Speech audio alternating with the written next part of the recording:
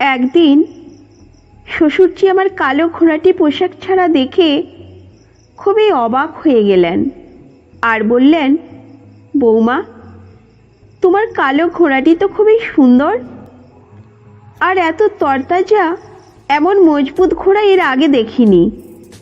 এবং বললেন, বৌমা, তোমার ঘোড়াটি একবার চড়তে পারি? আমি বললাম, আপনি চড়তে পারবেন না। ঘোড়াটি রেগে গেলে আপনার ছেলে ঠিক করতে পারত না, আর আপনি তো বয়স্ক মানুষ। এবং শ্বশুরজি আমার কালো ঘোড়াটি সুন্দর এবং তরতাজা ঘোড়াটি দেখে প্রতিদিন বলতে লাগলেন, বৌমা, তোমার কালো ঘোড়াটি একবার চড়তেই হবে। তারপর আমি রাজি হয়ে শ্বশুরজিকে স্টোর রুমে নিয়ে গিয়ে ঘোড়ার বাঁধন খুলে দিয়ে আমার কালো ঘোড়াটির উপর চাপিয়ে দিলাম, আর তিনি এত গতিতে আমার কালো ঘোড়াটি চালাতে লাগলেন। প্রায় 3 ঘন্টা ধরে তিনি ঘোড়ায় চড়লেন, একটুও ক্লান্ত না হয়ে। আপনারা সেইটা শুনলে অবাক হয়ে যাবেন। হ্যালো বন্ধুরা, আমি রাগিনী। আমি এক পাহাড়ি এলাকার মেয়ে, আর আমার গায়ের রং খুব ফর্সা। আমার সৌন্দর্য এমন যে কোনো মানুষ একবার দেখলেই মুগ্ধ হয়ে যেত। আমাদের বাড়ি খুবই গরিব হলেও প্রতিদিনেই বিয়ের প্রস্তাব আসতো। তবে আমি পড়াশোনা করতে চেয়েছিলাম, তাই সব প্রস্তাব ফিরিয়ে দিতাম। একদিন আমাদের এলাকার ধনী এক পরিবারের লোকজন বেড়াতে এলেন। তারা আমাকে দেখে মুগ্ধ হয়ে গেলেন, আর তাদের ছেলের জন্য আমার বাবা মায়ের কাছে বিয়ের প্রস্তাব নিয়ে এলেন।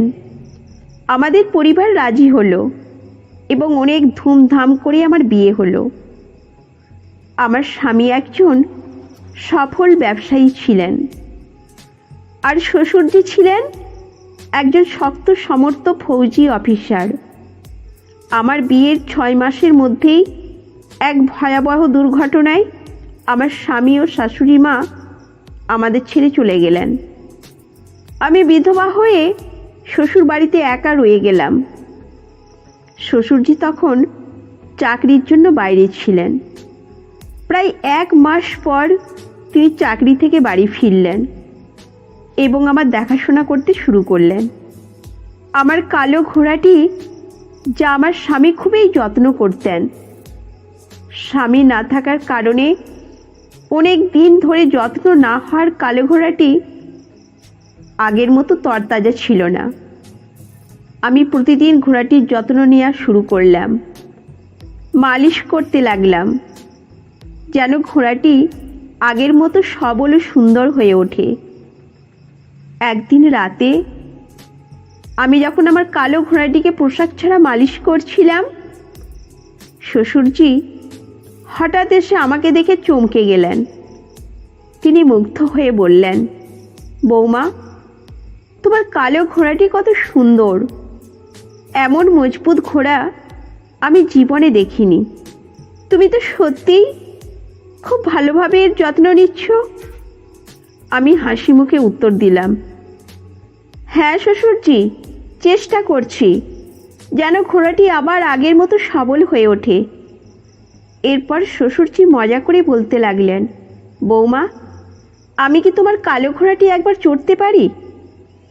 আমি তখন একটু হাসি দিয়ে বললাম, শ্বশুরজি, আপনি চড়তে পারবেন না। কালো ঘোড়াটি খুব রাগী। আপনার ছেলে পর্যন্ত এটি ঠিকভাবে সামলাতে পারত না, আর আপনি তো বয়স্ক মানুষ, আপনি কিভাবে পারবেন? শ্বশুরজি মজা করে বললেন, আরে না, আমি ঠিক সামলে নেব। এরপর থেকে প্রতিদিন ঘোড়ায় চড়ার কথা বলতে থাকলেন। আমি ভেবেছিলাম তিনি এমনি বলছেন, তাই প্রথমে গুরুত্ব দিইনি। কিন্তু শ্বশুরজি প্রতিদিন একই কথা বলে যাচ্ছিলেন। অবশেষে একদিন আমি ভাবলাম, আচ্ছা ঠিক আছে, দেখি শ্বশুরজি কি করেন। আমি তাকে স্টোর রুমে নিয়ে গেলাম, ঘোড়ার বাঁধন খুলে দিলাম, আর শ্বশুরজিকে আমার কালো ঘোড়ার ওপর চাপিয়ে দিলাম। প্রথমে ঠিক মতো ভাড়াটির ওপর চড়তে পারছিলেন না, তাই আমি ওনাকে একটু সাহায্য করতে লাগলাম। তারপর দ্বিতীয়বার শ্বশুরজি ঘোড়াটির ওপর চড়লেন এবং শ্বশুরজি এত দ্রুত চালাতে লাগলেন যে আমি তো অবাক। প্রায় 3 ঘন্টা ধরে তিনি ঘোড়ায় চড়লেন, একটুও ক্লান্ত না হয়ে। তার সাহস আর দক্ষতা দেখে আমি সত্যিই মুগ্ধ হলাম। তিনি এত ভালোভাবে আমার কালো ঘোড়াটিকে সামলাতে পারলেন যে আমি নিজের চোখকে বিশ্বাস করতে পারছিলাম না।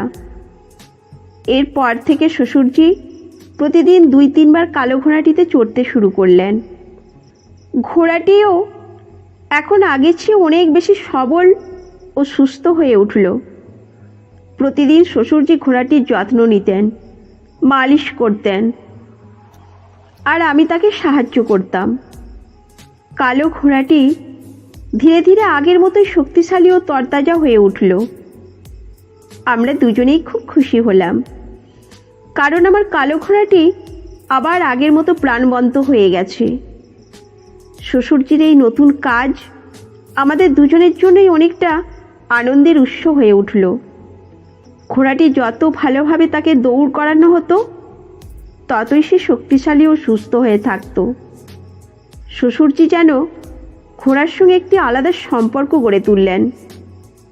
প্রতিদিন তার যত্ন নেওয়ার মাধ্যমে আমি শ্বশুরজির প্রতি কৃতজ্ঞ ছিলাম, কারণ তার এই সহযোগিতা এবং যত্নের ফলে আমার কালো ঘোড়াটি আবার আগের মতো হয়ে উঠেছে। এইভাবেই আমাদের জীবন চলতে থাকে, আর আমরা সুখে শান্তিতে একসাথে থাকতে থাকি। এই গল্পটা থেকে শিখলাম যে জীবনের প্রতিকূল সময়ের দায়িত্ব ও যত্ন নেওয়া গুরুত্বপূর্ণ। বয়স কোনো বাধা নয়, ইচ্ছা শক্তি থাকলে অনেক কিছু সম্ভব। পারস্পরিক বোঝাপড়া ও সহযোগিতার সম্পর্ক আরও মজবুত হয়, আর ধৈর্য ও নিষ্ঠা দিয়ে যে কোনো সমস্যার সমাধান করা যায়। তো বন্ধুরা, এই গল্পটি যদি আপনাদের ভালো লেগে থাকে তাহলে অবশ্যই চ্যানেলটি সাবস্ক্রাইব করবেন এবং আপনার মূল্যবান মতামত জানাবেন। ততক্ষণ পর্যন্ত ভালো থাকুন, সুস্থ থাকুন। ধন্যবাদ।